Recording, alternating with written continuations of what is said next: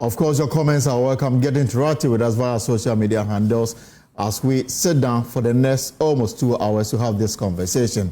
Now, the largest opposition party, the New Patriotic Party, is set to launch what it described as a major protest against the suspension of Chief Justice Gertrude Torkornoo, just as it begins a nationwide tour to thank its supporters for the 2024 general election. The protest comes in response to President Mohammed's recent decision to suspend the Chief Justice following a prima facie determination on petition filed against her.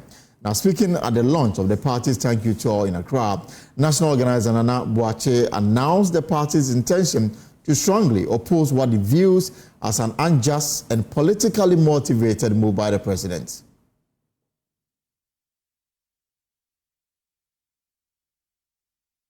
Is under attack. Do not think that this attack is on the person of Chief Justice Torkornoo. No, it is the entire judiciary. Expect massive protest from us. We will agitate. We will not sit down quietly. We will agitate. This is unconstitutional. Thank you very much, General Secretary, for the inspiration.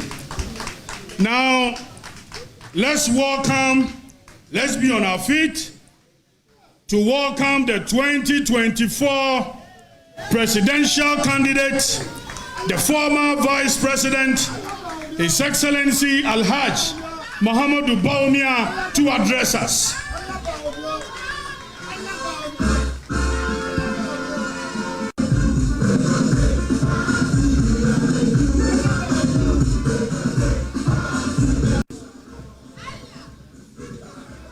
Kukrunu.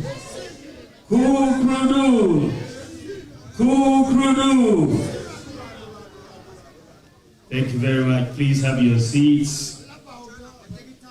The National Chairman, the General Secretary, the Chairman of the National Council of Elders, our national executives, national officers, the rank and file of all the staff of the headquarters, distinguished supporters of the party, I say to you, good afternoon. We have been through an election, presidential and parliamentary elections in December 2024. And as the General Secretary said, after every election, parliamentary candidates would go around and thank the constituency. And also presidential candidates will go around and thank the nation as a whole. Edubuahin did so, President Kufuor did so, and Dr. Bawumia is also going to do so. I have delayed this thank you tour for good reason.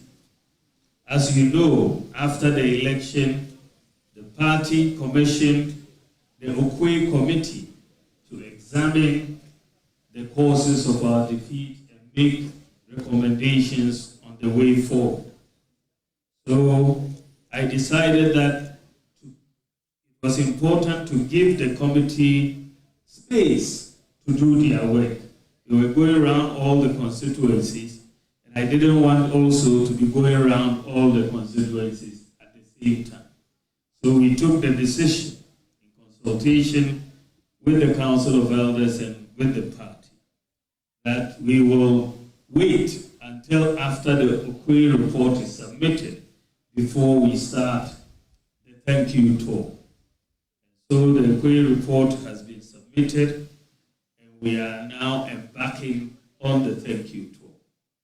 First of all, as the good book says, for all things you give thanks to the Lord.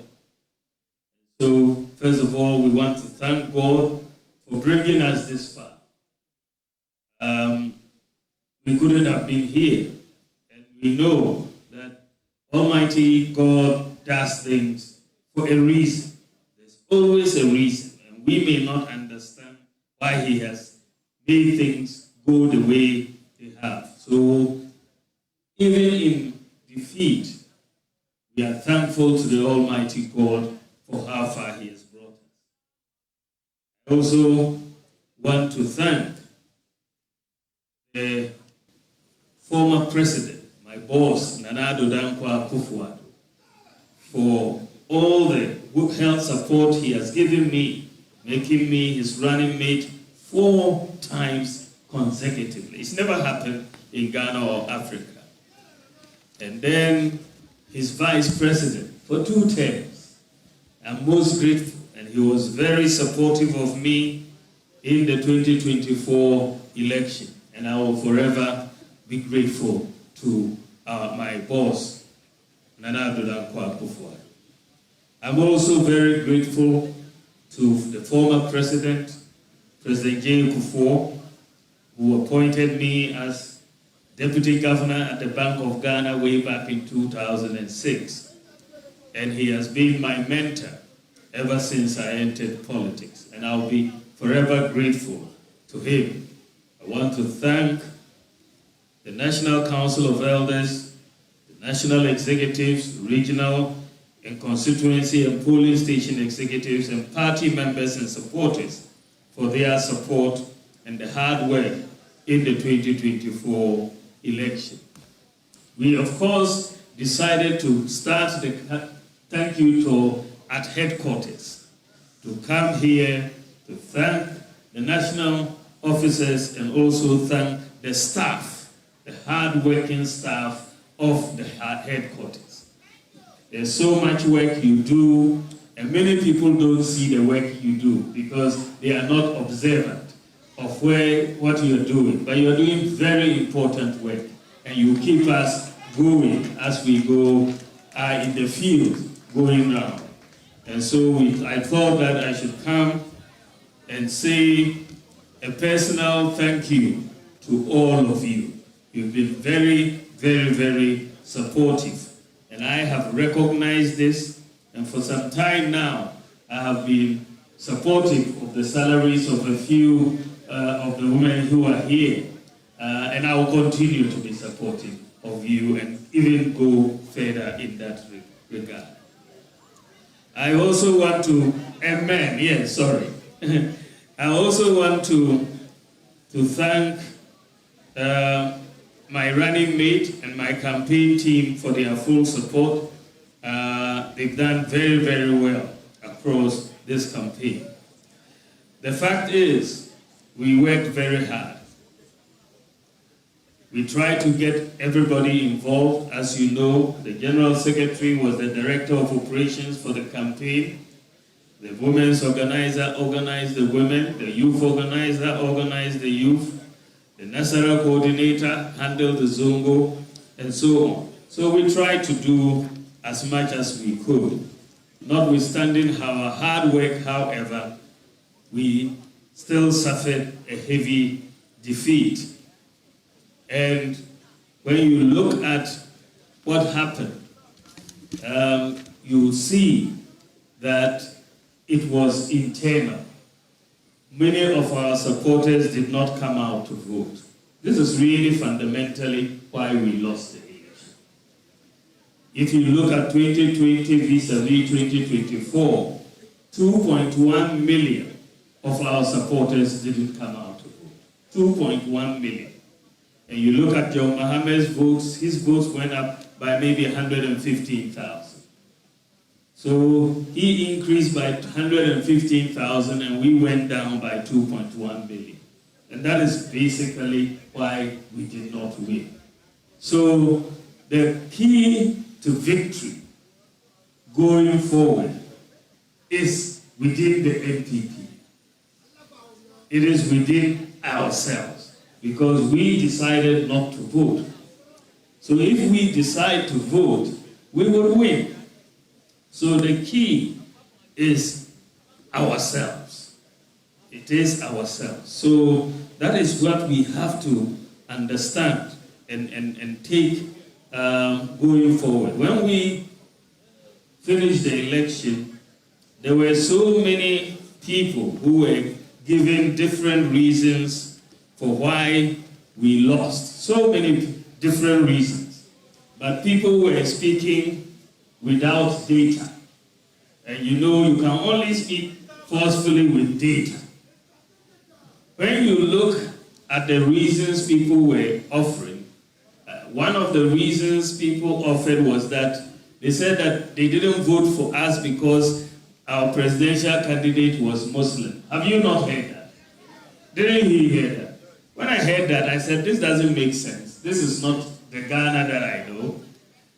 Because if you look at it, we went for primaries. We had 10 contestants.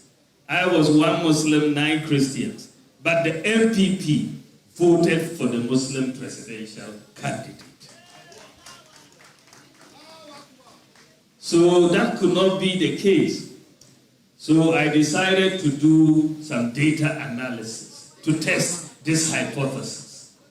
And when you look at the data is very clear. In many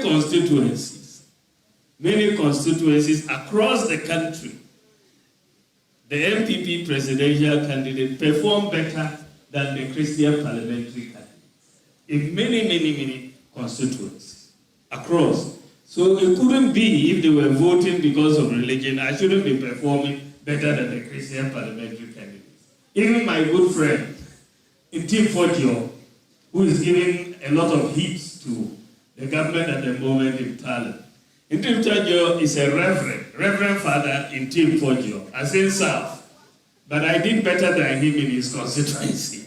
So he did so well. I mean, he did and mobilized the votes for me, and I thank him very much. But if you look at all across the country, the fact is that there was no religious factor in the voting. It is only propaganda.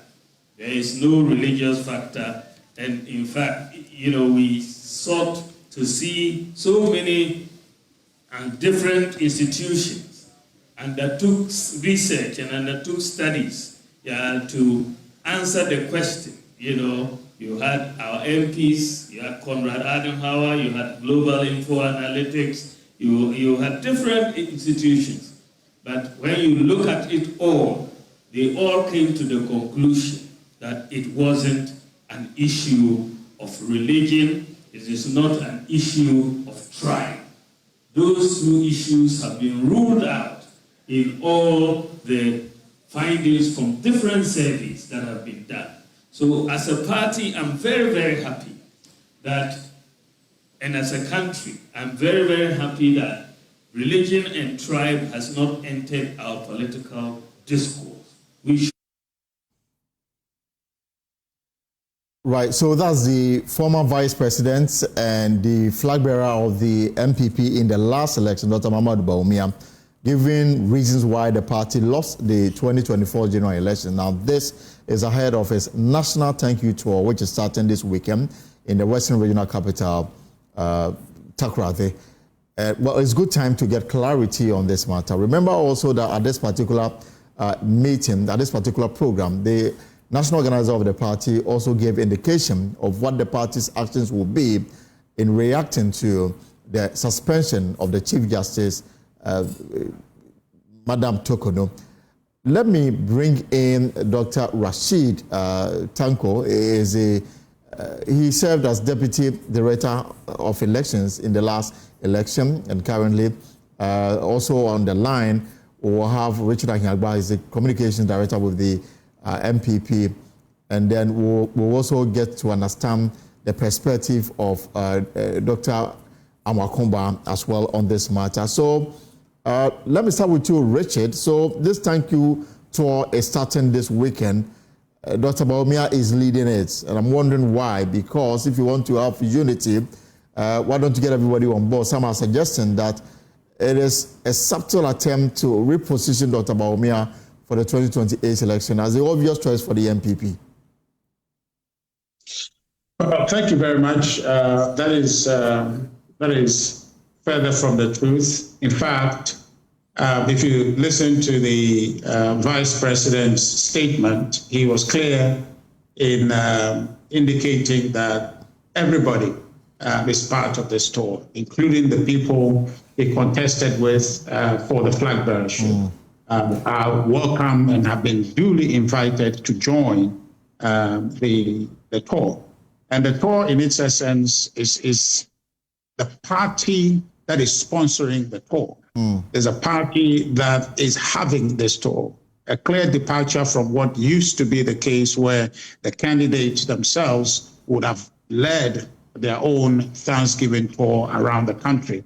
If that were the case, my indication is that the Vice President office wanted to do this much longer, much earlier, actually, even during when we had the Election Review Committee. But he had to acquiesce to the party's position to say that we want to do a party thank you tour, which he, being a faithful party person, gave up that independence in him running his own thank you tour to go along with the party position. So to answer your question, no, it is not an effort far from the truth, but it's a collective party position to drive and galvanize our grassroots towards regrouping and getting us positioned for victory 2028. So it is not the flag bearers' agenda, but it is the party's agenda to go around and thank the party for the hard work that was done, for the honest effort that was put in. Unfortunately, we're not successful, but we'll live to fight another day. So you therefore would expect Mr. Kennedy Japan, Kwabene Japan, and those who contested with him in the last primaries of the party to join in this thank you tour? That is the program. As to whether they will attend, I cannot ascertain, but every one of them have been invited, and I'm pretty sure that they will avail themselves to be part. And it's a national tour. So as to whether people will be available to go through all of them, I'm not sure if that's something I can tell you now. But then the short answer is that people have been invited. Everybody has been invited. It's an inclusive program. It's a party program. So nobody is excluded whatsoever. So I'm sure that they will avail themselves to participate in the national tour of the party. Let me allow open remarks also from Dr. Rashid Tanko. Dr. Tanko, again, good afternoon for joining us, and thanks for joining us today for the pause. Good afternoon. Let me say good afternoon to your cherished viewers, my good brother. Great. I'm in the field, so let's just take the background as it is. All right. So I mean, you heard Dr. Mahamudu Bawumia. He led the MPP in the last election. The party lost miserably. Now, he says that the loss was internal. The reason why the MPP did not perform well is because many of the MPP supporters did not show up to vote. And it had nothing to do with religious or tribal affiliation of him as candidate, Dr. Bawumia, leading the MPP in 2024. What will be your reaction to this? My brother, you see, these people up to now, they don't know why they lost the election. And I'm happy they are still fumbling and then cogitating around to find out why they lost. Even after their report being put together by Professor Michael Okri, they still don't understand why they lost the election. He's saying his people didn't come out to vote. Let me ask Richard. Richard, did you vote or he didn't vote? If you ask Dr. Bawumia, did he vote or he didn't vote? The regional chairman, secretaries, and all organizers, did they vote or they didn't vote? Which people are they talking about? Are they having some ghost somewhere who were to vote for them? Because what I know is that all MPP apparatchiks came, queue, and voted. So which people are they referring to that they didn't vote? You see, they don't know, and I'm happy. They would not know. Because we are preparing 30% for them come 2028. And thank God they are cruising towards that direction. Let them continue behaving like ostriches. They don't know. And thank God the gods are working. They will never know why they've lost. Because after Michael Okwe gave them the report, look at what he said. He's also saying different things over there. I mean, he's virtually, he appears to be quoting from Professor Michael Okwe's report. He says the report exonerates him. And the reason why the party did not perform well can be traced to the fact that their core members, over 1 million of them, did not show up to vote because they had internal issues. I'm just asking you, which of them? let's point out, I have said all the hardcore people queue to vote because the people he's talking of is referring to Kennedy Japan and his group. That's why he's referring to. You see, but Kennedy was on the queue voting with his executive, all those who contested him. None of them refused not to vote. All of them came. They queued and voted. We have pictures of them. They were even at the collation centers. What is he talking about? You see, what I do know is that MPP is now a terrible disaster. They are in a complete disarray. And it will take them years to come to terms that they lost miserable. Even their current statue in parliament, you know, they managed to steal some 7 seats and brought themselves to about 88. They are supposed to be 81 seats. And we are still chasing them for those seats. So you see, this party is complete disarray. And so I don't know what he's going to tell. Okay, let him go and thank his 38% people. They are the people he wants to go and thank. And they will bring him back to 30%. Right. He himself is positioning himself. He wants to be the next flag bearer again. But you saw what Owusu Bempah said. Now they've suspended him. They've said he should go and face this round committee. They are another disarray, suspending people who talk against Dr. Bawumia. That's their cup of tea. I don't want to go into their matter. Right. What I do know is that we have another beautiful plan waiting for them come 2028. And I'm praying that God should allow our life to reach 2028. Richard Ayawa, meet me 2028, God willing, and we'll give you 30%. All right. Watch it. But Dr. Rashid, hold it for me. Let me go to Dr. Richard Amakumba. So, Doctor, you've heard Dr. Bawumia. Clearly, the point he makes is that the MPP lost because they had internal issue, and not because the MDC presented any superior, program than the MPP in the last elections, and that it had nothing to do with religious or tribal affiliation. I don't know what you make of this as a political scientist. I thank my speaker because it's brutally honest. And there's the truth that he's speaking. The connection to you is that bad. I don't know whether if you can position yourself so we can hear you well. Okay, let me move a bit. It is better now. It is better now, sir. Okay. I was saying that the person who was speaking before I came on was too brutally honest. The LPP should take a cue from him and learn their lesson, because the party is still divided, you see.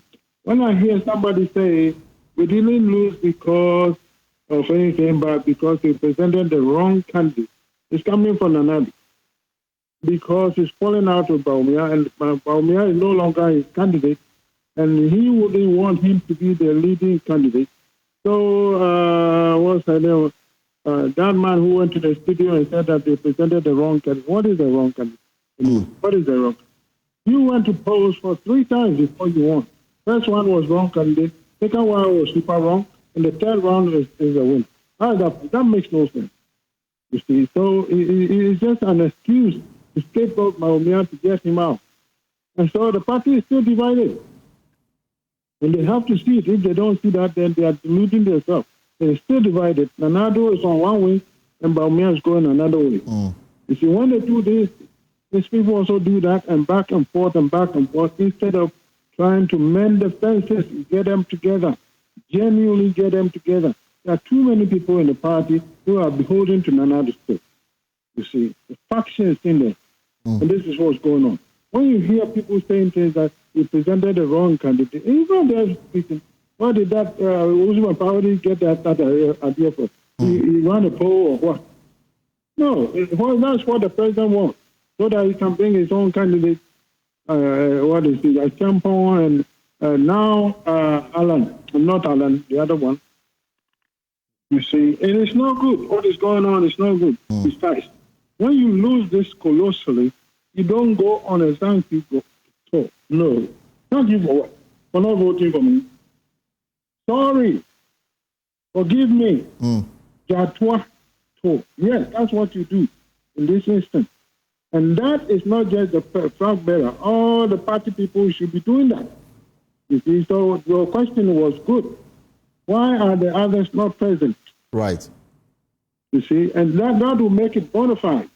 And it is not an easy thing for you to reconcile with all your people, but at least some of the people who run against Bawumia should be with him to make it legitimate that this is a party doing it.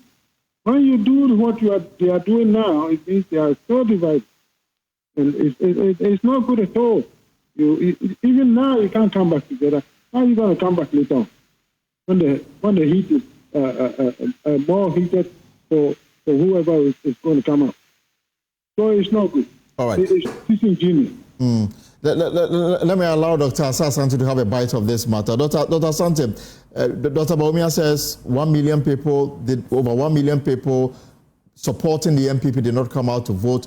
And I'm asking myself, what could force core supporters of the MPP, over 1 million, to stay away from a process that was designed to sustain the party in power in the last election?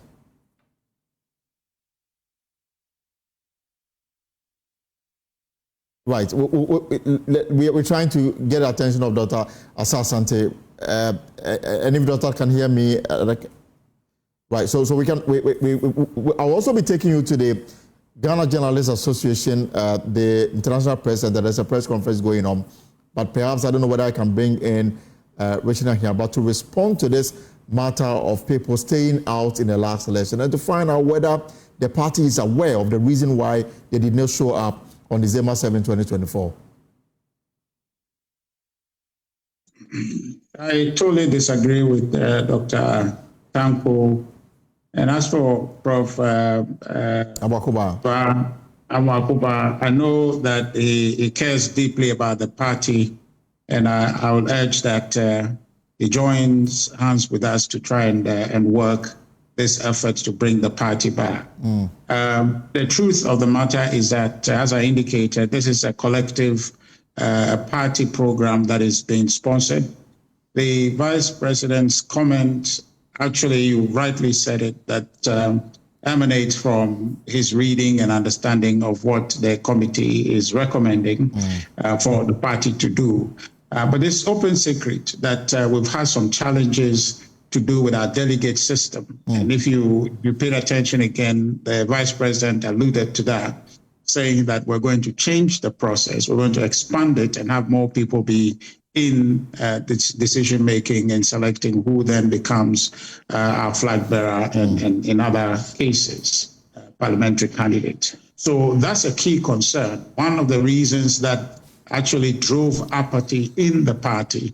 And leading to the elections, one of the key things that the party was fighting and trying to correct and actually overcome is general apathy in the party. So it's a known fact that we had that hurdle to overcome, and the Vice President referring to it is a fact that the level of enthusiasm at our base was not as it ought to be, and that contributed to that many people not being enthused such that they were not able to take the trouble to participate in the election. So that's a manifest fact, and I think that is not a secret. So but Richard, remember, I don't know, the committee that was put together by the Association Secretariat of the party, headed by the former majority leader, Chairman Sabon. So in his recommendation to the party, he referenced the part that a lot of supporters in the party in the Ashanti region were unhappy with some comments that came from former President Kufuor, for example, the matter regarding road construction in the area, and some comments, the role of family members of the former president and their role in government, and some of these matters. I don't know whether you are finding ways to also address it. Thank you. Actually, I'm unable to speak to that report because I haven't read it. But the truth of the matter is that we are aware of these challenges, and that's also a matter that may contribute to the internal lack of enthusiasm, which then leads to you being able to say that a significant amount of your base then come out to vote. And the NDC knows that. I mean, if they are in any doubt, they should check the 2020 election results. Where are all those people?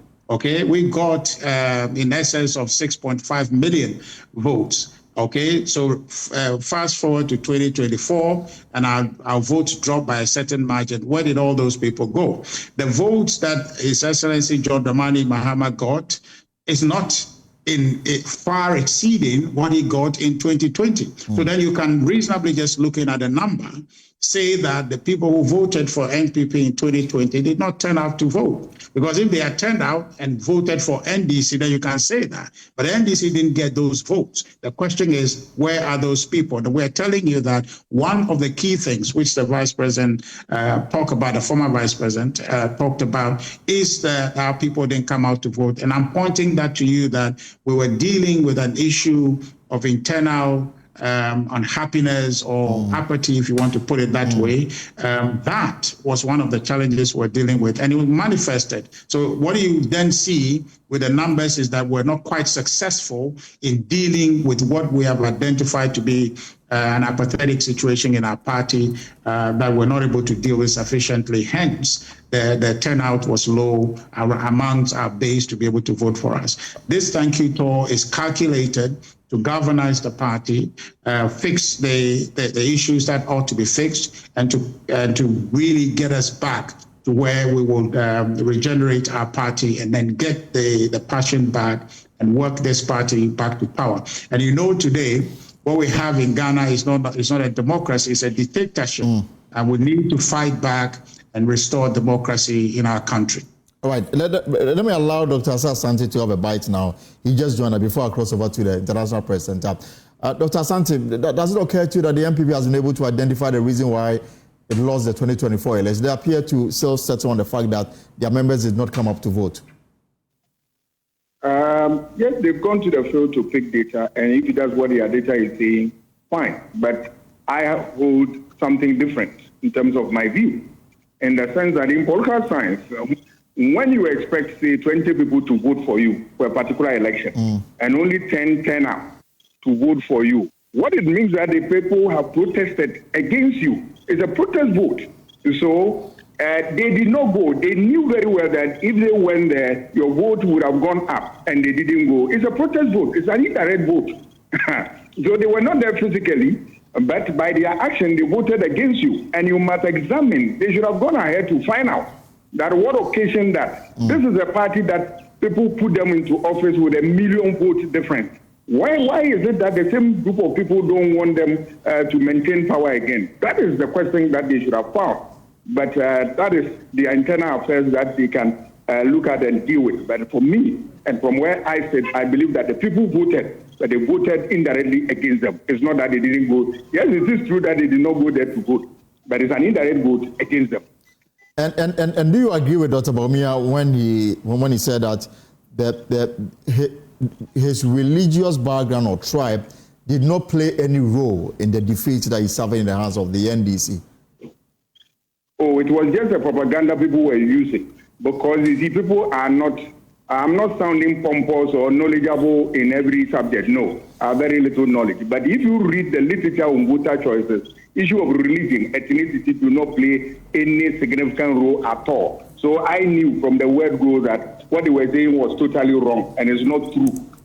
Because if you look at the Muslim factor, look, until Dr. Bawumia came into the political space, the two dominant parties have been occupied by Christians, who Muslims have voted for them all the time. So why would they reject their own, if I may put it that way, in this election? It tells you that Muslims vote for other things, not based on religion or based on ethnicity. It's not true. Those who don't know the literature, they don't want to waste time on that. Issues people vote on are bread and butter issue, the economy, infrastructure development, the fight against corruption, unemployment, and the rest of them. The big issue. And of course, we have constituency-specific and regional-specific issues. That tied together, these are the things that people vote on, but not where you come from and what you profess. And people like us, I am not a Christian.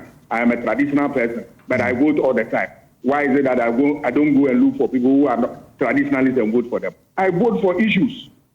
My final question for you is that Dr. Bawumia says he's embarking on a national thank you tour, and he'll be doing so together with those who contested with him in the NPP's primaries. We didn't see any of them at today's event. All we saw was Dr. Bawumia and the General Secretary and, of course, the national organizer.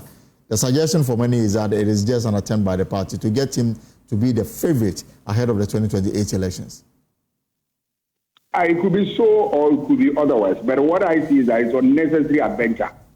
Why am I saying that? There are a lot of lingering challenges within the party field, on various conflicts that have not been resolved, and they are simmering within the party and giving birth to people like Adjua Safo and the rest. They must find time and deal with these things.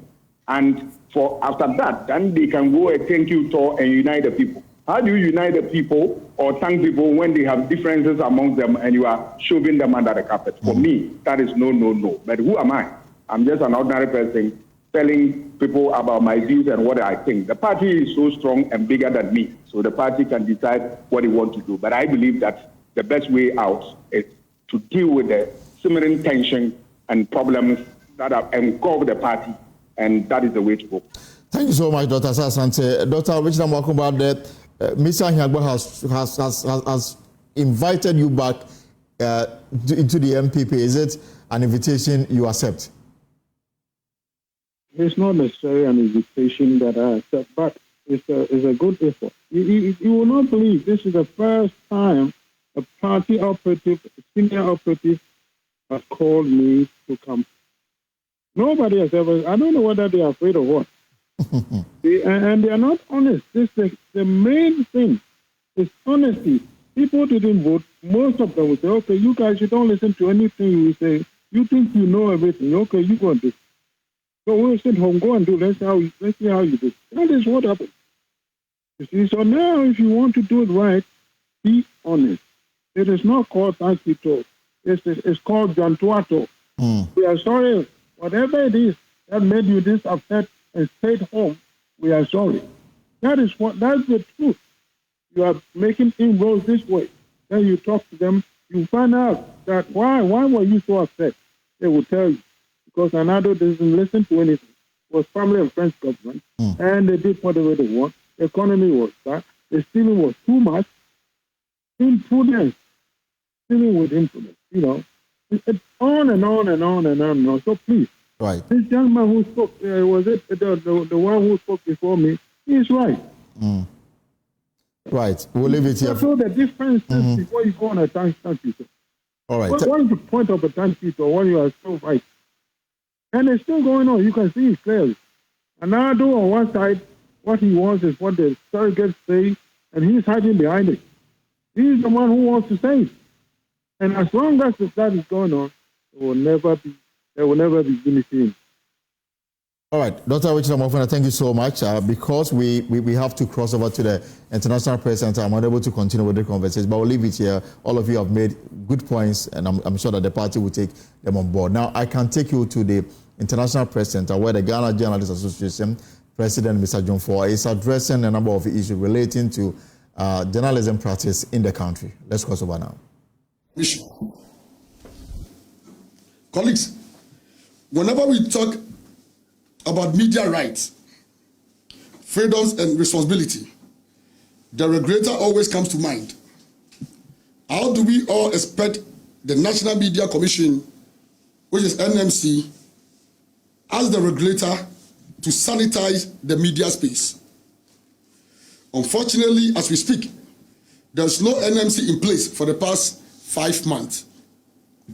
The tenure of the last commission expired in December 2024. But since then, a new commission has not been inaugurated into office. Our checks indicate that some constituents are yet or were late to submit their nominations to the NMC Secretariat, hence the delay. This is a clear sign of how we relegate matters of the media to the back burner in national affairs. In the circumstance, we call on constituents that have not submitted their nominations to the NMC Secretariat to do so without delay in order to pave the way for the inauguration of the new commission so they can start work immediately. In the interim, we urge the NMC Secretariat to go ahead with the inauguration of nominations received so far to enable them start work while waiting for the others to join later. Whatever the case may be, The absence of the NMC in the circumstances is a dangerous and undesirable situation for the media and the nation at large.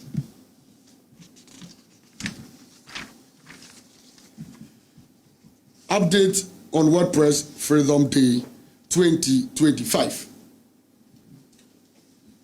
Colleagues, as we informed you in our last media engagement, we intend to commemorate WordPress Freedom Day in a unique fashion this year. Remember, last year we brought innovation to the occasion by organizing the annual ceremony in Koforidua, the Eastern Regional Capital. It was the first time in recent memory that a national commemoration of WordPress Freedom Day was held in the regions.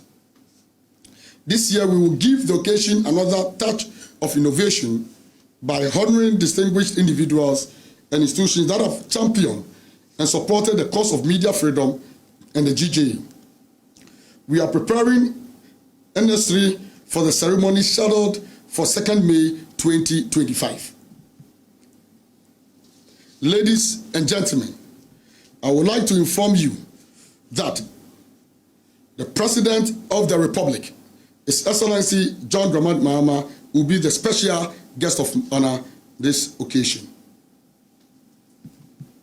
So we expect all our key stakeholders, friends, the media colleagues, and everyone to attach seriousness to this event and grace it on the D-Day.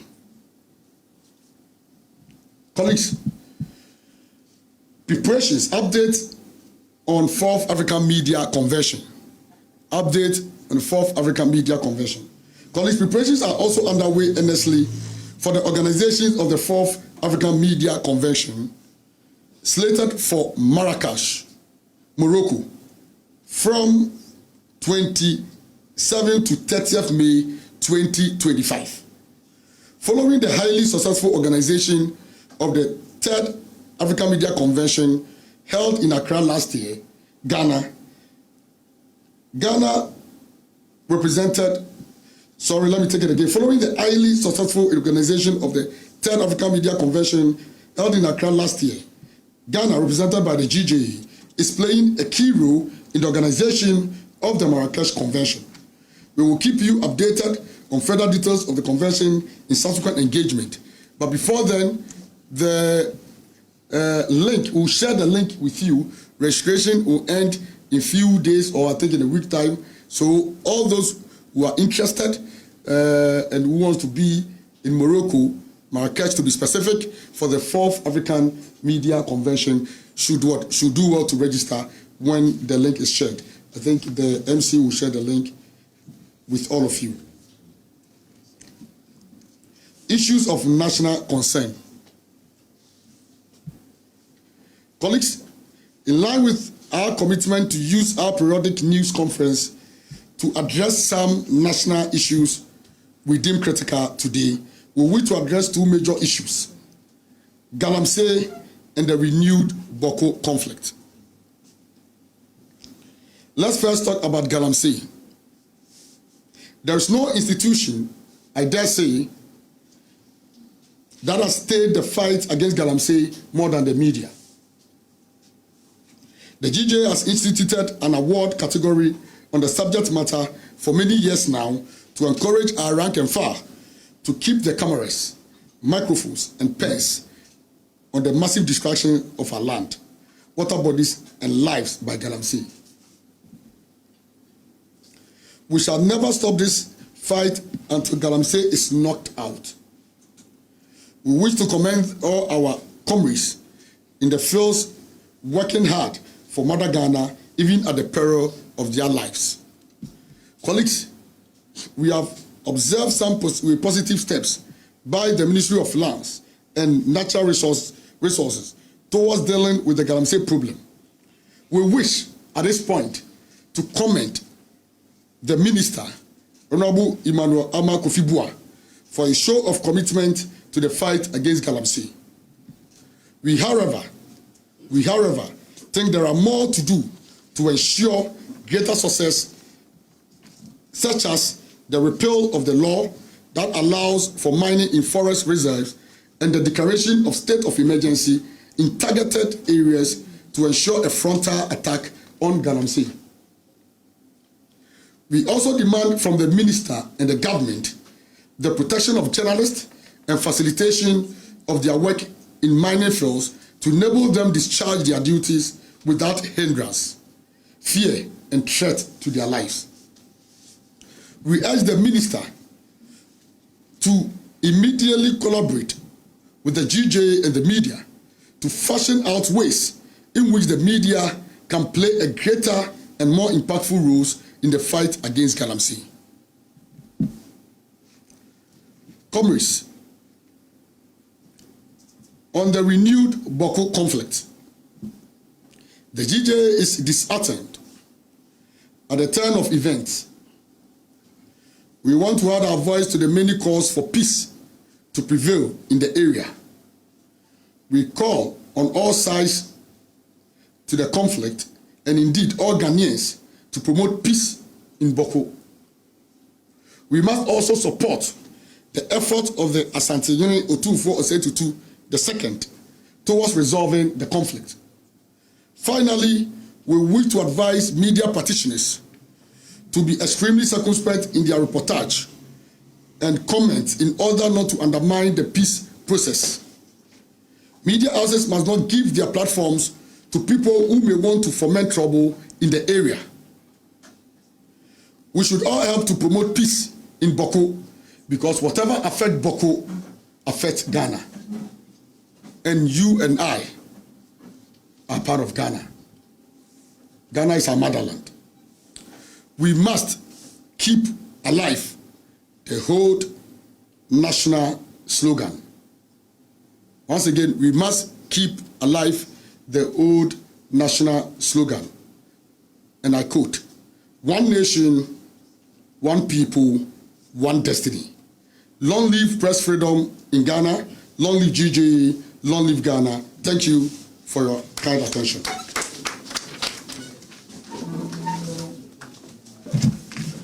Thank you very much. Another round of applause for the president for that delivery. Thank you very much, Mr. All right, so we brought you that live news conference from the International Press Center, the GJA, on a number of national issues. We'll take a short break here on the point. When we return, we'll talk about the Tamale Teaching Hospital and the decision taken by the health minister. So welcome back. Now let's do some other stories. And the Doctors Association at the Tamale Teaching Hospital has issued a stern warning of potential industrial action, expressing deep frustration over what they describe as a chronic shortage of essential medical supplies and a growing culture of scapegoating healthcare professionals for poor patient outcome. In a statement released Tuesday, the association lamented the consistent lack of basic resources needed to deliver quality healthcare, warning that the situation has reached a breaking point. Their warning comes in the wake of the dismissal of the hospital's chief executive officer by the Minister for Health, Tamale Teaching, over some altercation. We'll share some details of that statement shortly, but first, a recap of what transpired at the Tamale Teaching Hospital Tuesday. And life has been lost. That's why it's blown up. If you have that money,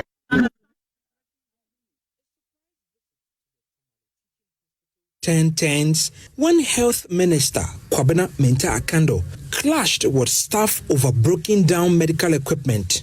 The minister, clearly frustrated, discovered key machines had been out of service for months, even after the hospital spent its internally generated funds trying to fix them. And then they were able to revive one. We paid them from our IGF. And this is the second thing, the light has gone off. We're running on generator. And we're burning diesel to man the whole hospital. Just hours before his arrival, a patient had died, an incident that only heightened the minister's anger. As I speak to you now, we have thanked him for his services he has delivered at the Tamale Teaching Hospital, and we think that somebody else must come and continue as the CEO of the facility. So he has been sacked? Exactly. With immediate effect? With immediate effect. Kwabena Mintah Akando also announced a tough new policy. Public hospitals must now fix their own broken equipment using their IGF. No more waiting on government. we are expecting government to either replace it or maintain it. There will be a new government policy directive where a special escrow account will be created for all our equipment. The minister is expected to pay similar visits to more public hospitals across the country. For Joy News, Michael Ashale. Well, in a statement issued today, the Doctors Association at the Tamale Teaching Hospital says the firing of the CEO should not serve as a convenient response to systemic issues plaguing the health sector. And this is a statement that the hospital, the Doctors Association at the Tamale Teaching Hospital issued this morning. And that's what you have on your screens now. And they give us a background of the situation at the Tamale Teaching Hospital and what the minister saw and how it happened, the conclusion, and they think that the entire issue was not handled properly. And they would like to say that their colleague, the chief executive who has now been dismissed, has worked tirelessly to support patients' care at the Accident and Emergency Center and has always discharged his duties professionally and diligently. The media, in a reportage, according to them, painted a picture to the general public that has tarnished the image and reputation of the very hard-working CEO of the hospital. And so they conclude in this statement with a warning that they may undertake industrial action pending. It's whilst we await the outcome of the committee inquiry formed to investigate the matter, the Hospital Doctors Association would want to reiterate its unwavering support for our colleague, the CEO, the former CEO, who has demonstrated exemplary leadership and his units and whose only crime was pointing out problems in the facility, needing urgent attention to improve care. And they stand in solidarity with their colleague and will resist any action to hamper his ability to discharge his duties. And they end by saying that they will advise themselves and take actions that may not guarantee industrial harmony. And this is signed by the Association of Doctors in the Tamale Teaching Hospital. Now, meanwhile, the Minority Health Caucus, or the minority group on the Health Committee in Parliament, they've strongly condemned the dismissal of Dr. Adam Atiku, CEO of the Tamale Teaching Hospital, by the Health Minister. And they are describing the move as unlawful and lacking due process, citing breaches of statutory procedure and principles of natural justice. The caucus warns that the minister's action threatens institutional integrity and professional morale within the health sector. And we can listen to the site when they pay when they inspected some ongoing works at the Kumasi Regional Hospital. We don't have the queue. So this is a statement from the minority side.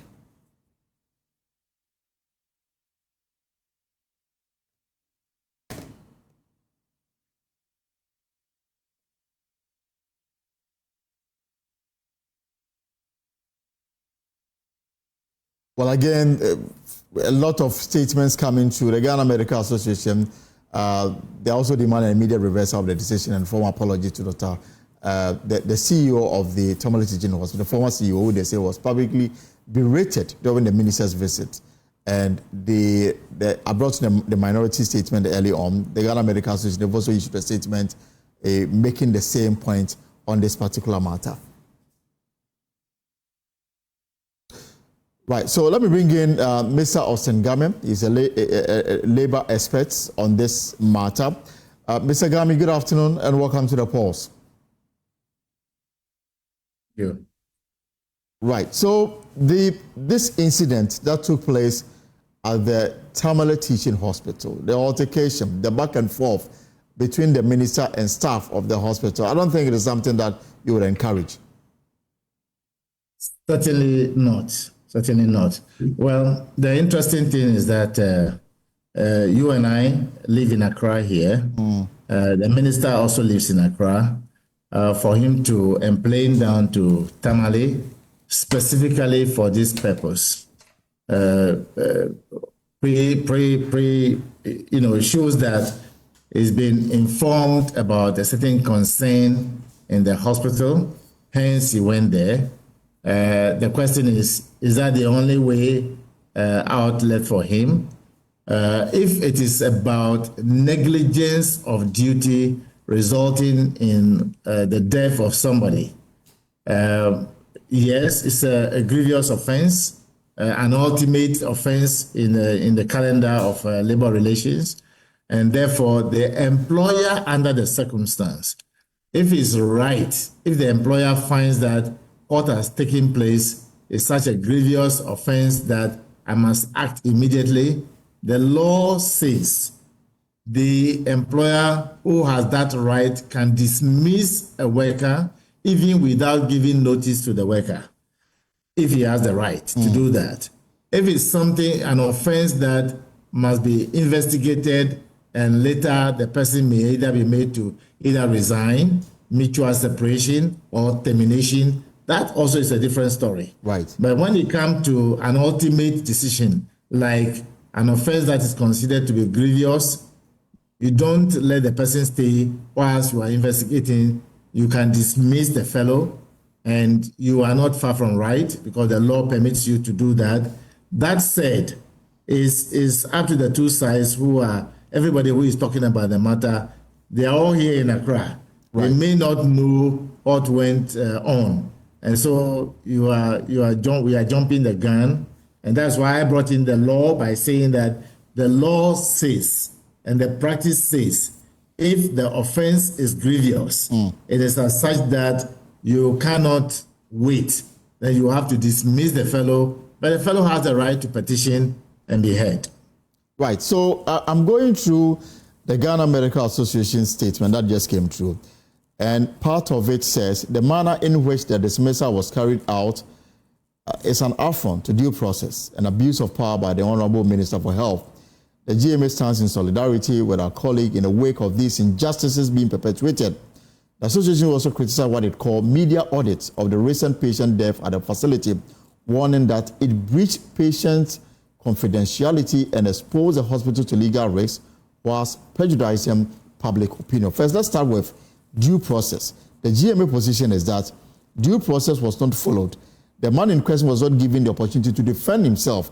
The manner in which he was dismissed flies in the face of, laid down principles. Chief, I've just said something, and I know we are all not at the same pace, but the reality is this. Under the law, Section 30, subsection 3, if the employer took notice that a worker has negligently done something that ultimately brought the hospital, in this case, on its knees, and that people are beginning to feel not having confidence in the facility, the employer has the right. Let's put the minister, maybe minister is the one creating the problem. The employer has the right, if the offense is such grievous offense, to dismiss the fellow without notice. That is the law. That is actually the practice also. Right. Now, when the offense is reasonably minimal, that the person is wounded, the person is left to some risk, but is not grievous, then you are talking about either putting the person out of work and investigation is being done. It's a different story. This one, you are not even going to be given notice. If they found you that you have stolen something, that they have to deal with the matter immediately. It's not about what people say, they let you go stay home, and then you come and face a committee. You are dismissed because the offense is like a first-degree felony, type of case. It's bad to the extent that the employer cannot hold you on. You will not even be terminated. You will not be made to resign. There will be no mutual separation. There will be dismissal. And I've mentioned Section 33. Yeah, I know you have. I know you have. Even if you have accumulated leave, yes, you will not take the accumulated leave. You have forfeited it. No, I brought back the subjects, even though you've referenced the law. I brought out the subject because of the GMA's warning that the conclusion that the hospital has done something wrong, leading to the dismissal of the CEO, exposes the hospital to legal risks because of the matter in question. what is the matter is that somebody is alleged to have, they've committed negligence and somebody died. Is that not the case? Exactly. So if in the opinion of the employer, GMA is not the employer, the hospital association people are not employers, the people in town are not employers, somebody have been designated as the employer. That employer is the one who must ensure that the protection of all of us are adhered to. The association has the right as a union to come to the rescue of their people, but they are not supposed to threaten anybody. They are not supposed to do that. And then they even made a point that's not the practice. And then the doctors at the hospital, in a statement that they issued also this morning, concludes by saying that we may be forced to take, to disturb the industrial harmony in the hospital if these matters are done the way it's been done. Are they just moving too fast? All of them are not adhering to the principles enshrined in the law and the practice that we all know. I'm saying that if someone, I'm number one to say that if someone is being maltreated by any employer wrongly, I will come to the rescue of the person. I'm saying the GMA has every right to go to the rescue of their person, but they must do it within the confines of the law and best practice. As for political office holders, it's a different ballgame altogether. We are talking about employer-worker relations. Right. That is what it is now. And I think that we need to learn lessons from this. I hope the present system we are running, we can open up and educate the public sufficiently on the labor law and best practices as far as industrial relations. Ghana is not an island. We are among a community of nations. The same best practices are everywhere. If you misbehave, you can be dealt with by the employer as swiftly as possible. But I am not in support of any error on the part of any employer. I will go on to the side which is right. That's my point of view. And then finally, before I let you go, are you in support of some of these surprise visits by ministers of state to state institutions? The minister appears to be enjoying this and is bringing to the fore the challenges happening in some of our hospitals. First was the Rage Hospital, and now the Tamale Teaching Hospital. Is this something that you would encourage? It is appropriate and very important because we don't need armchair ministers. The ministers must go out on a surprise visit. The ministers must go out on programmed visits and so forth and so on. Indeed, the Labor Department, properly so Labor Inspection Division, should have been doing surprise visits to every business, both private and public, and come out with some of these things. It wouldn't have been even the minister if the Labor Inspection Division is properly equipped and they can go out and do surprise visits. A lot of things would have been happening other than the minister being the one saying it. They would have sent a report on a labor situation report. They would have taken it to the highest level, and the dismissal, all the same, would have taken place. All right. Mr. Gami, thank you so much for your time. Let me cross over to Alhassan Suhuyini. Alhassan Suhuyini is the member of parliament for Tamale North, and he is also joining us. I'm getting text messages. People have interest in this matter. Right, so we'll deal with this matter. But let me bring in Alhassan Suhuyini. So Suhuyini, I saw you in the video and I was wondering what is the Deputy Minister for Roads doing in the hospital. Then I realized that you are a member of parliament for Tamale. So I'm wondering, does the hospital fall in your constituency? Not exactly, but if you know Tamale well, you know that we also qualify to be described as Greater Tamale. Great. Many of the communities are almost together. And because of that, we tend to collaborate a lot as members of parliament who work in the Greater Tamale. Besides, if you look at the hospital in question, it is a referral hospital, for the 5 northern regions and beyond. And so it is of interest to every opinion leader, every, community member when it comes to its operations and the conditions of service that is provided at the hospital. Unfortunately, I was in town when the minister was visiting the place, and as a colleague member of parliament, I was grateful. And then I saw you clearly you were unhappy with the way the exchanges went, and wondering whether, I don't know whether, for want of a better word, what I want to describe, perhaps disrespectful attitude that was shown to a minister of state and member of parliament for that matter. And so let me use your question as an opportunity to correct a number of misconceptions out there. Because if we do not correct those misconceptions, we will, in the end, make hasty decisions based on hasty conclusions, which will not resolve the concrete problems that the hospital is currently faced with. First of all, the CEO who was dismissed is not the same doctor who you saw in the exchanges with. Right.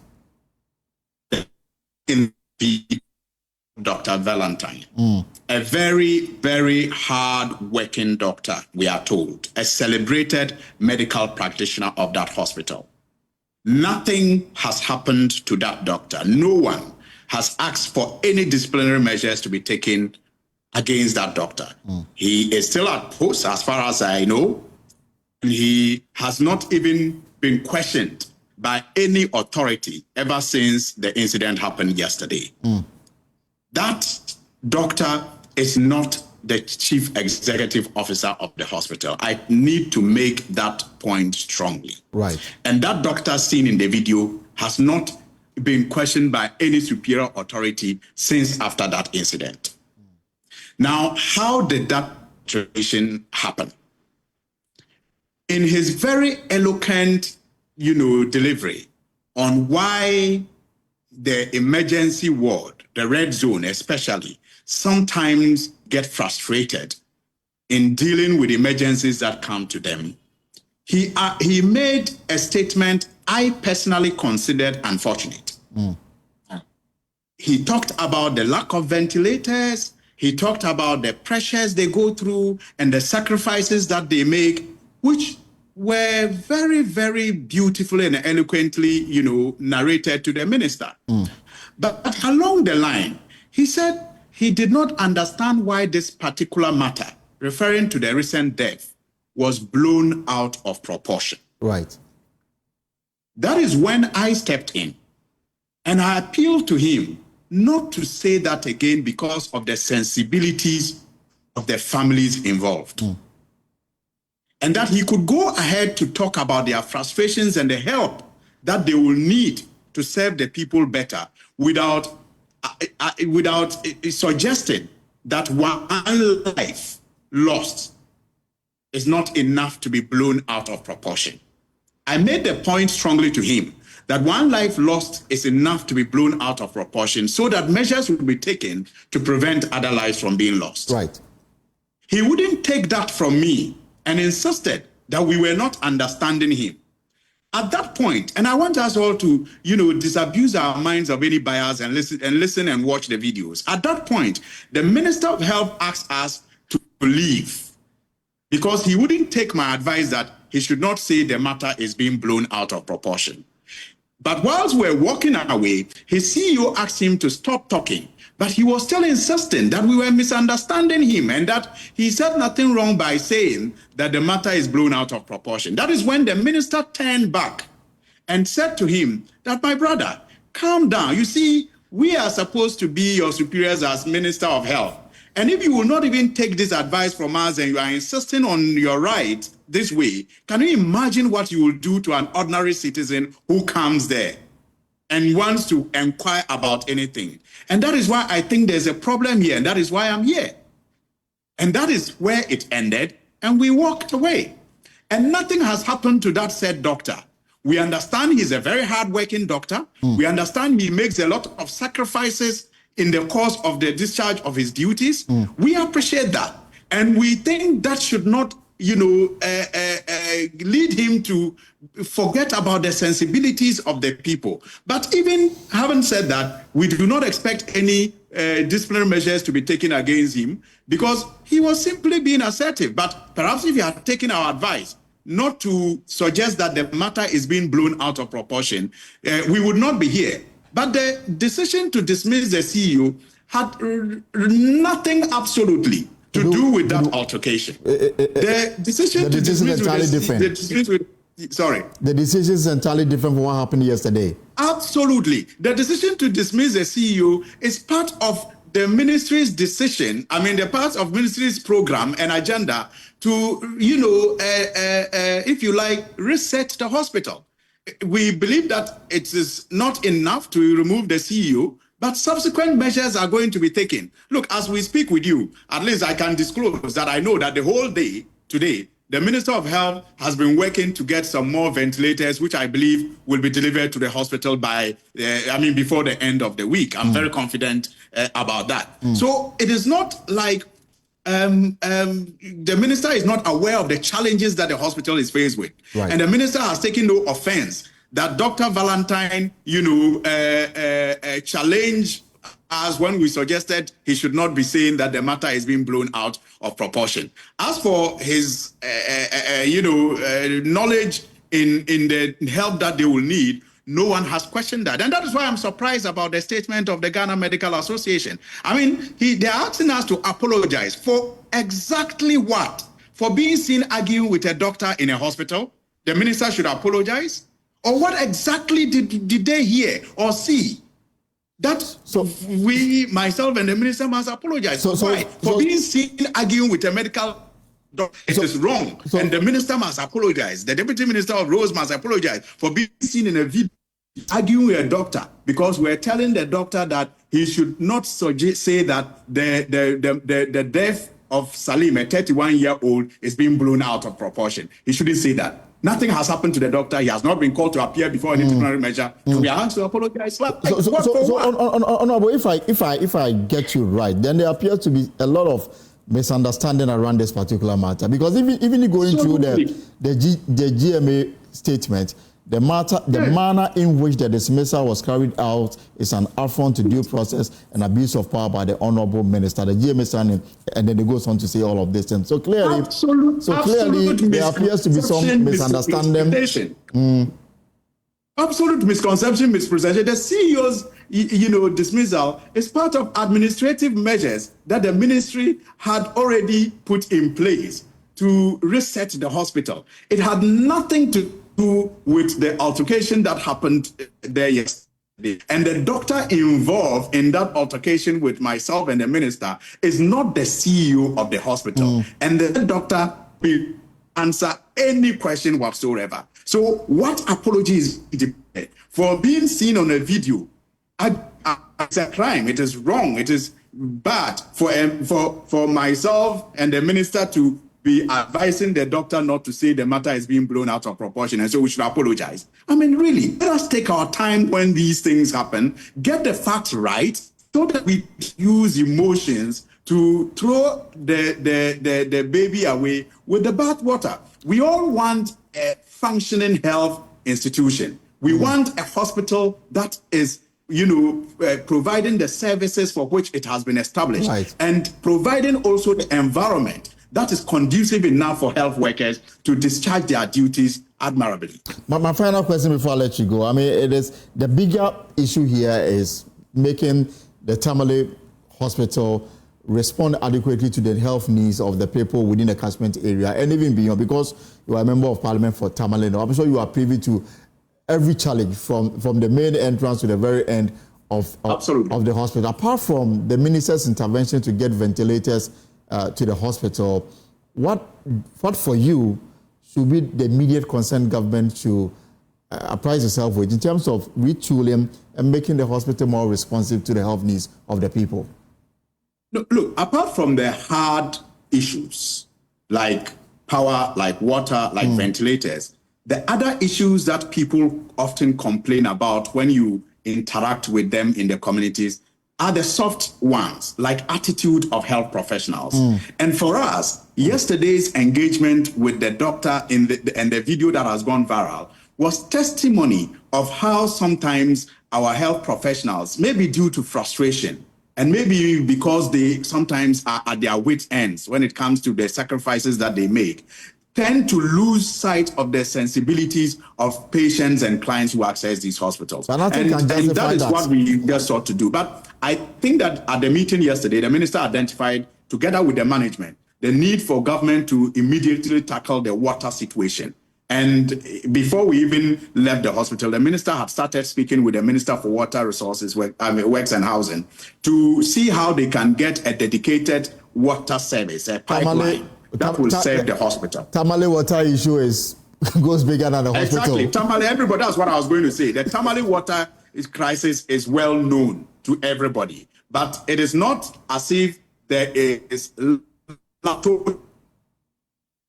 of their water. And so available plan is to work with to make a dedicated line perhaps available the hospital, same as power.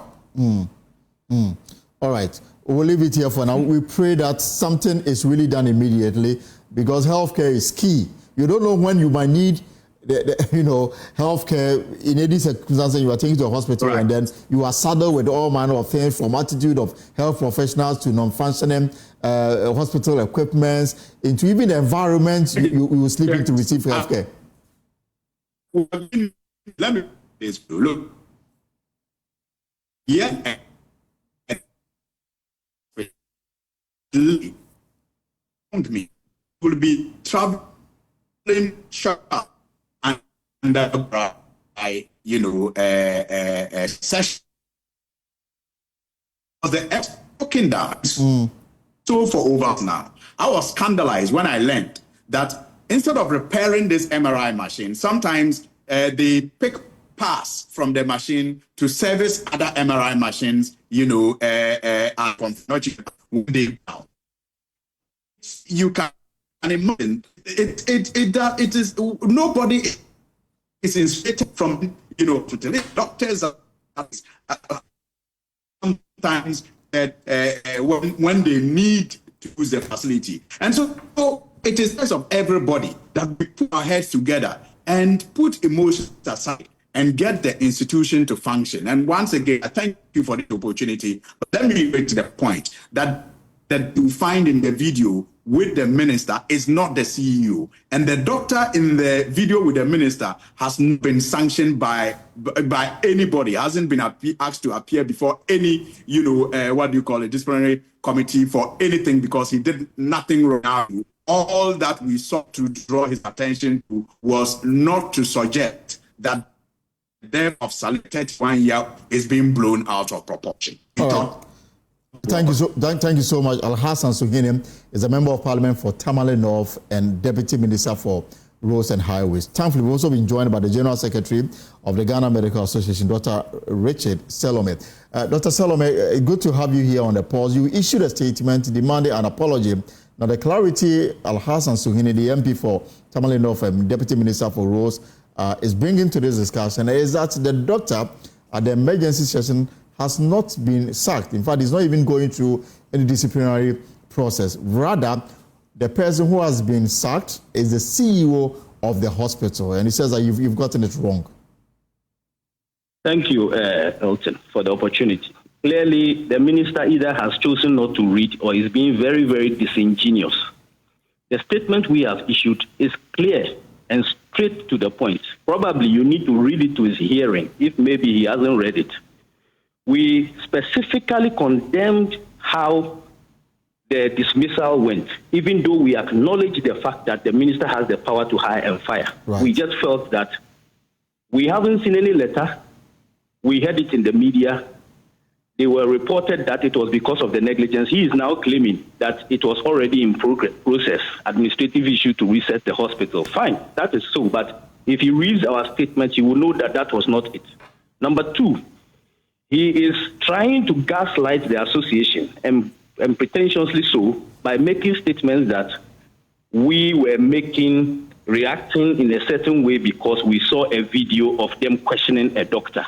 We are not claiming doctors are gods, but he should know better that inquest into death of any human being is not a public event. And that is why when mortality audits or clinical audits are organized, it is not even open for external sources. It has to be done first before it is then proceeded from the hospital to take certain actions or not, or escalated up depending on what. If you have any challenges, you can proceed to any of the regulatory bodies. Nobody does inquests on camera. It has issues of patients' confidentiality, patients' details will come out, probably even some family members don't know. It has risks for public confidence in healthcare. And it also has serious implications. Now that the doctor is being threatened, he, the MP, is he there to protect the doctor? So I think he must stop that. If he is trying to make the call at the end, that we should sit and stop being emotional. And this threat is coming from who, Dr. Solomon? I expect himself to be very, to read our statement carefully and then respond properly to it than how he's trying to go the tangent that is just because they are questioning a doctor. No. Dr. Solomon, who is threatening this doctor? Who is threatening this doctor? Social media has been sent messages saying that he's killed the patient. People are on his page cyberbullying him. People are sending messages to the wife and his family. And the MP is there saying that it's because they've questioned him. Who says nobody can question the doctor? He in particular was shouting at the doctor, if a minister is this, then it means that he has been acting worse. When the doctor in his constituency has been using his money to fund water for the emergency, has he, as the MP, in or out of government, fetched water for that emergency to function? So I think we must move away from this thing of trying to scapegoat people and then gaslight them subsequently and try to blame them for systemic issues that really are out of their view. We have not said that he has been invited. He can go and read our statement. We have not said that he has been sanctioned. So wherever he's reading that from, I don't know. But that is maybe another statement he is reading from. It is not our statement. We have not said that the doctor has been punished. We have not said he has been sanctioned. How they spoke to him was disrespectful and has dampened the guy's commitment, his spirit. And today, junior doctors working under him are saying that if their boss can be abused like this in public for something that they are totally is out of their control, then how is their own future going to be? And they are calling a meeting to decide what they want to do. How do you expect us to continue encouraging people to stay? Dr. Valentine, as far as we know, has not been sacked. He's not going to any disciplinary hearing. The person who has been sacked is but we have not said so. Have we said so? And then you made a point that there's a quote. I'm saying, Elton, kindly admit to that. Have we said so in our statement? You have read it. Have we said so? No, in your comments you made early on, it also suggests that the link was to Dr. Valentine and not the CEO, the former CEO. I never said so. I said that the man has not been punished, but he, Dr. Valentine, has been threatened. Even mentioning his name is not for his own safety. Okay. I didn't say the CEO has been, and our statement never said so. So he should withdraw that comment and do the right thing. Again, yes. let me conclude. The thing is this, that there are issues that are systemic, and we expect that is done. There are also issues that the man has explained. There's something that has occurred. People have taken to social media blaming the hospital. The hospital has responded saying they are going to have a formal inquiry into the matter. Why don't you allow the hospital to go into it, find the people who are culpable, and then deal with them? If you are dissatisfied, you can even come in and deal with the issues. You, the MP and co, are making prejudicial statements, prejudging the matter that negligence has occurred. What are you doing? If the hospital finds out that it's actually not negligence, because negligence is not a common word, it's a legal term in medical legal practice, which has certain criteria that must be fulfilled. If they find out that it is not negligence and it actually goes against the declaration by you, what then? How will that statement even be trusted? So these are serious matters, and people are on the ground sacrificing their lives day by day and putting their efforts in. You saw one of the nurses speak up for the head of department, telling you that even at the peril of when the exchanges were going on, telling you that as for his head of department, he even uses his personal money to buy water for that emergency when they don't have water, and that she can vouch on any day for the doctor. So this is not somebody, and he is a consultant, a senior specialist for that matter, and always at work putting his best in. So let's not demoralize health workers by trying to blame long-time systemic issues on them. What I would have heard from him was that you could call these people, even granted they did wrong, into a boardroom. Tamale Teaching Hospital has a boardroom. You can address these issues in camera, punish people in camera to achieve the same effect. But not when there's this antagonistic shouting at him, trying to tell him not to talk and all that. So I think that let's if he wants calm heads to prevail, he should stop trying to gaslight, saying things we never said in our statement and try to attribute it to us, trying to gaslight and say just because a doctor. We don't have any problem with him, and no doctor is above reproach. We have no problem as GMA covering any doctor who does any wrong thing.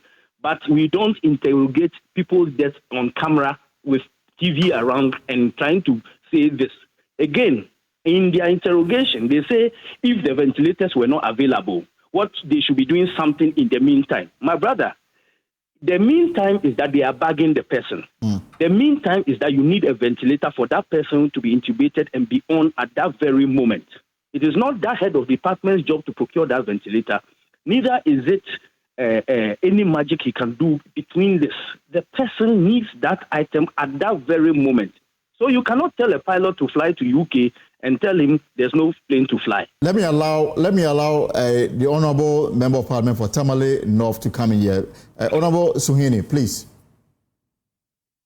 Let me appeal to my brother, the General Secretary, that look, there's a need for us to calm down and listen to the issues and separate them.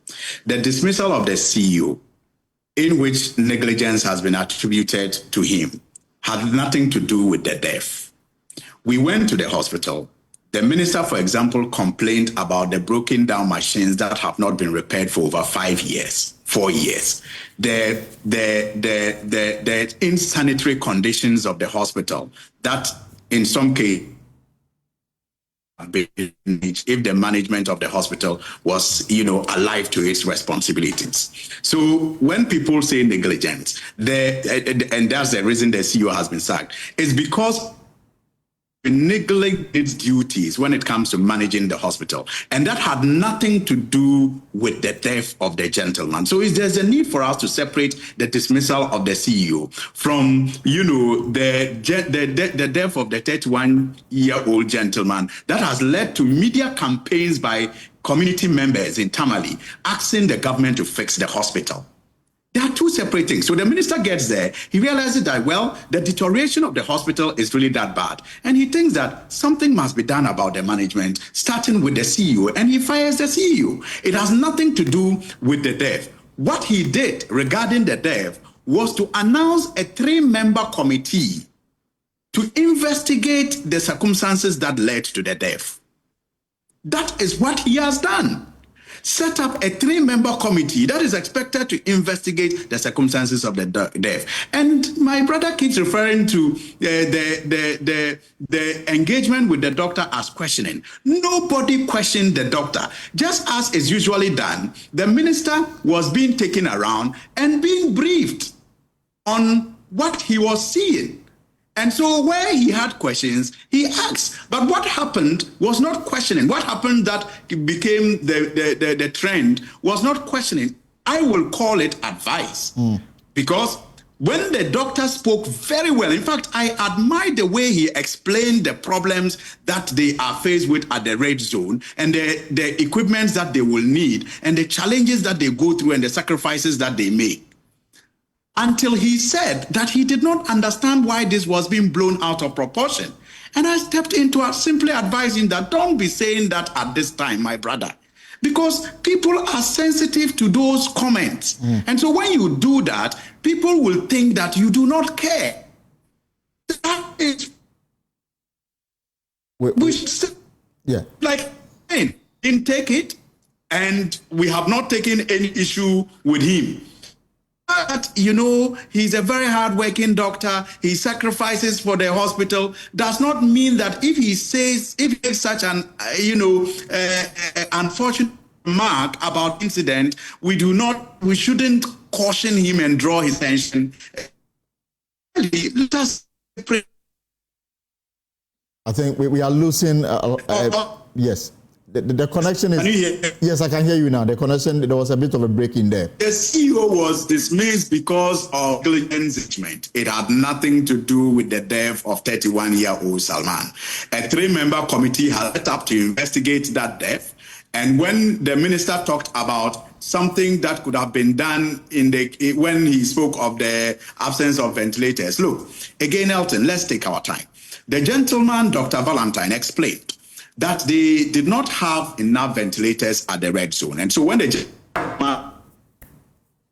are told that the gentleman was referred from a private hospital in a very critical condition, the minister that the investigative member set up should also even look at the practices at these private hospitals. That he was referred at a very, in a very critical condition. And when they saw his condition, they didn't have an available bed at the ICU. But when we went to the ICU first before we came to the red zone. And at the ICU, we were made to understand that they have a mobile ventilator at the ICU. So when we got down and the Dr. Valentine was, explaining to the minister that they did not have a ventilator, the minister simply asked him that, but when we were at the ICU, they told us they had a mobile ventilator. Why didn't you a ventilator? In the meantime, take care of the patient. And that's when Dr. Valentine said that by the time they requested for it, the gentleman had, they used a medical term, arrested or something. Right. He had passed. Right. So it is not as if we went there to put him on the spot, to attack him, to, discipline him. No, it was just a briefing the minister was given. And in the process of the briefing, he asked questions as and when he deems fit to ask questions. And as for the altercation, it was advice given him not to say that the matter is being blown out of proportion, which unfortunately he didn't think it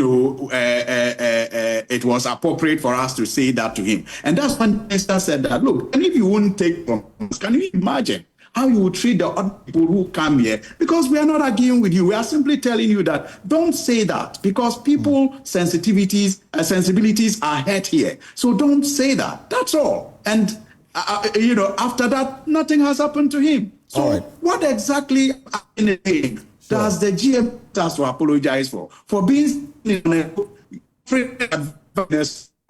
and the advice being rejected, and what are we supposed to apologize for? I don't understand.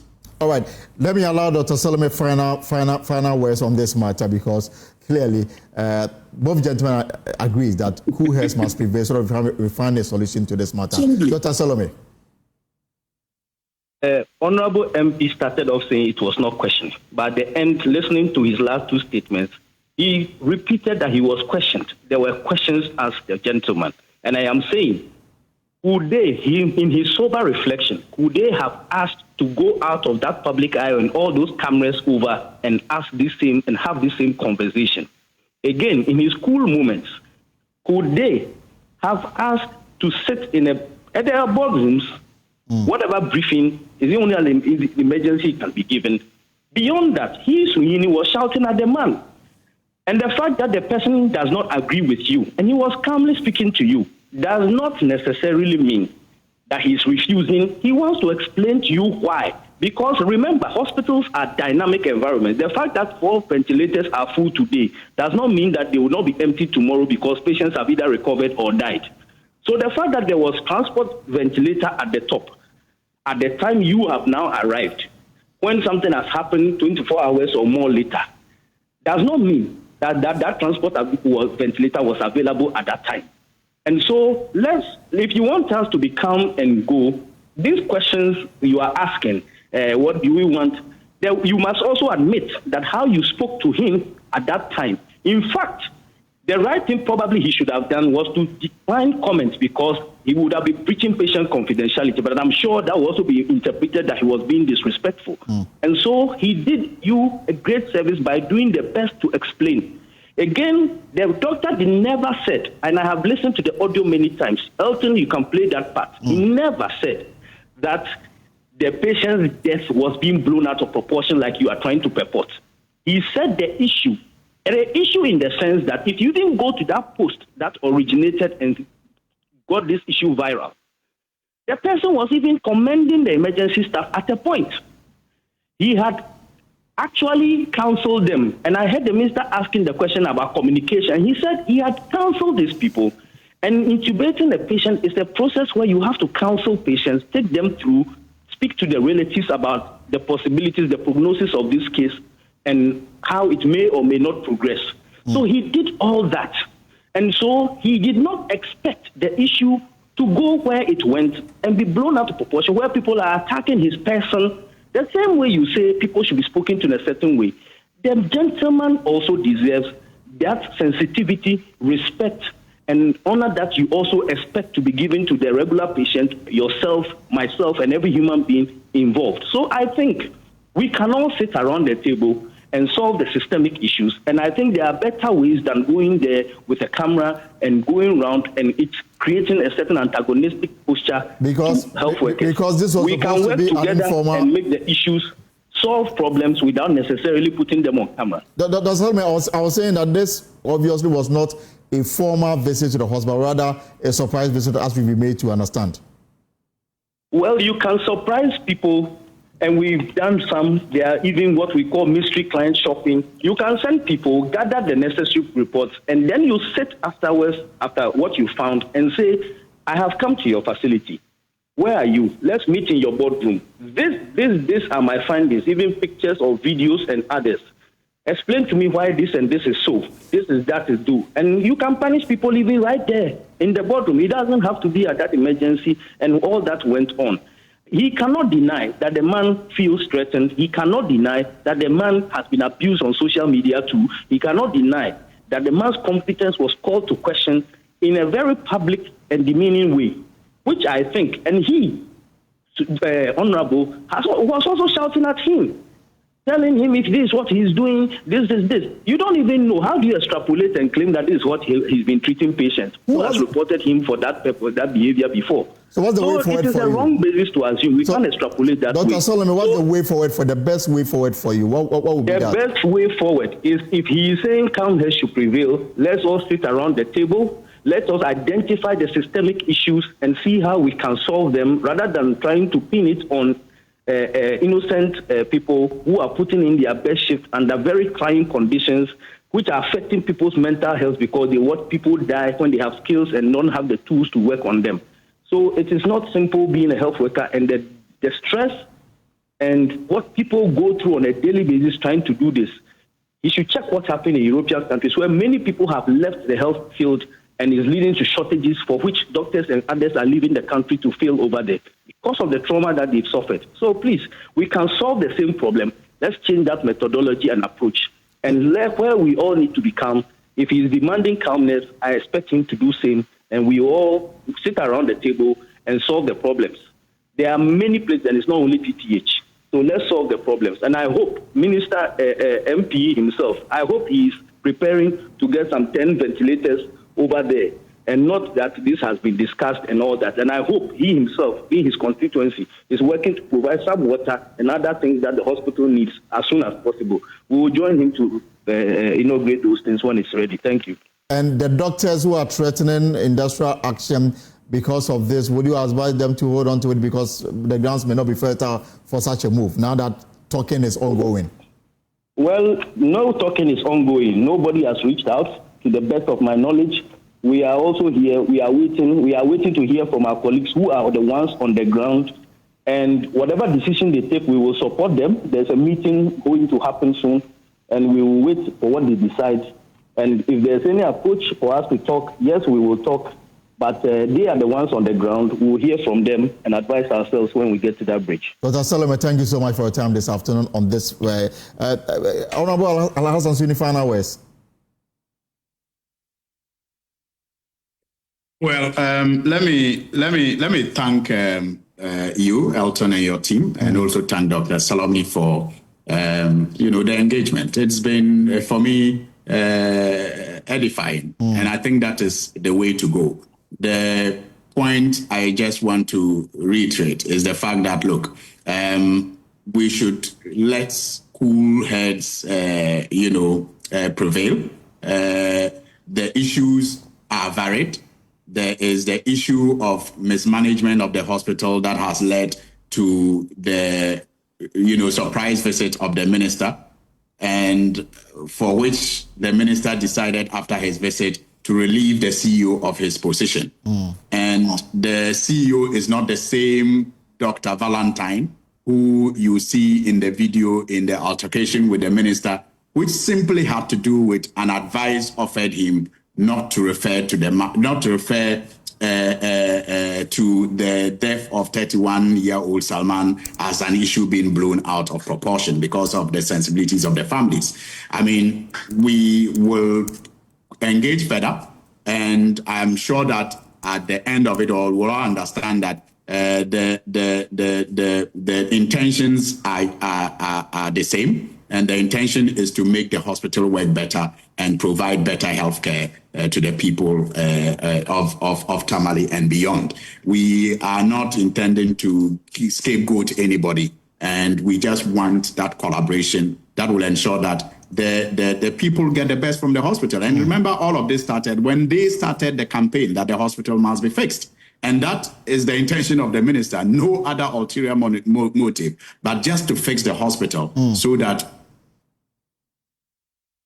we can get the best. Let's continue to talk. I have received, information that no doctors at the hospital have issued a statement, but I do not know your sources, and I don't intend to question that. Okay. But I would like you to do some further, digging as to where this particular statement is coming from, and if there's any doctor at the hospital that is willing to speak to the statement that you have made reference to. I am aware that there was a meeting today, and part of the discussion was to look at how to welcome the health committee that had planned a visit to the hospital tomorrow, Thursday. Okay. And it had really nothing to do with an intended strike to be declared soon.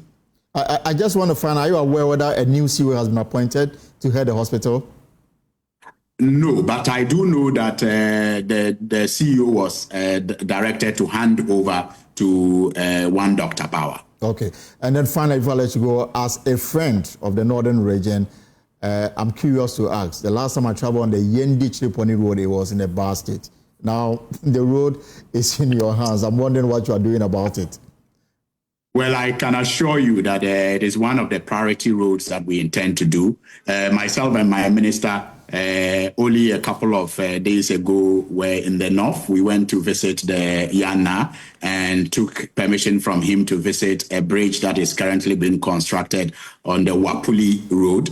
If you went beyond, towards Charpone, I'm sure you know Wapuli. Right. And the road from Wapuli all the way to Charpone is that bad. And sometimes during the rainy season, especially during the rainy season, communities are cut off completely. So we fast track work on some of these bridges before the rainy season, so that even if the roads are not done before the rainy season, communities will not have to endure several days of being cut off from the other parts of the country this time around. So it is one of the priority projects of His Excellency President Mahama, and my minister has already visited the area and intend to ensure that it is done. Thank you so much, Alhassan Suhuyini, Member of Parliament for Tamale North, and of course, the Deputy Roads and Highways Minister. Folks, we'll be out. There's some development at the ongoing ECOWAS meeting. The Foreign Affairs Minister, Samuel Okudzeto Ablakwa, is about to address the media on some measures relating to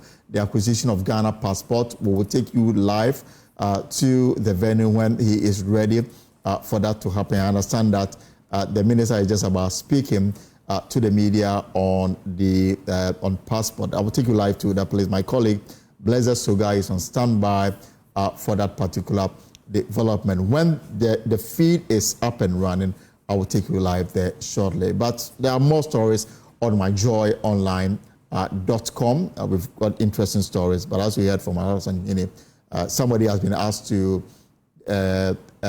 be in acting position at the Tamale Teaching Hospital following the dismissal of the CEO. The Ghana Medical Association, they are strong and resolute in what they describe as government decision, or the minister decision not to follow due process in the dismissal of the CEO of the hospital. They described it as an affront to due process and abuse of power by the Honorable Minister. Doctors at the hospital, we are told, are holding a meeting. The GMA, the mother body, says that they will stand by whatever decision they come up with after their meeting, because they are also unhappy with the way the CEO has been dismissed and the way the matter relating to the medical consultant at the emergency, as an emergency unit, was handled by the team that led by the health minister that visited the Tamale Teaching Hospital. Now, we'll take you live to the Minister of Foreign Affairs when that feed is ready. Perhaps it will be a good time to say goodbye to you here on the pause. Whatever you are up to in the hours ahead, I hope it's profitable. When that feed is ready, we'll take you live to the Ministry of Foreign Affairs. My name is Elton Bobby. Have a good evening and take care.